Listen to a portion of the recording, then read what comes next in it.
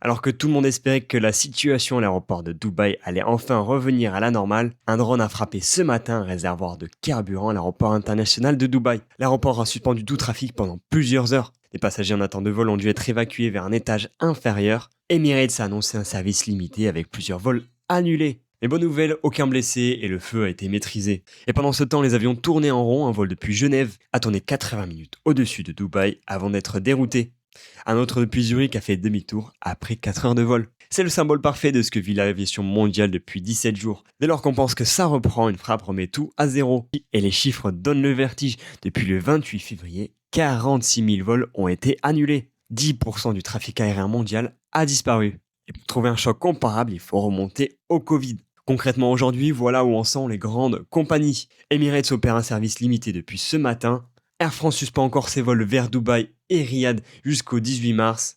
Qatar Airways opère des vols limités depuis Doha vers Amsterdam, Londres, Francfort, Bangkok et Istanbul notamment. Etihad continue ses vols vers Paris et les grandes capitales. Pour ce qui est de Golfer, la compagnie est toujours clouée au sol à Bahreïn. Pas de date de reprise avant le 21 mars minimum. Les compagnies aériennes ne prennent pas de risques. Certaines ont déjà suspendu leur vol vers Dubaï jusqu'à fin mars, d'autres jusqu'en septembre. Wizz Air a même suspendu ses vols vers Dubaï depuis l'Europe continentale jusqu'à la mi-septembre. Malheureusement, personne ne sait combien de temps ça va durer. Abonnez-vous à Parlons Avion pour ne rien rater. Je vous tiens au courant dans les jours et les semaines à venir de la situation. En attendant, je vous souhaite de bons vols et à très bientôt.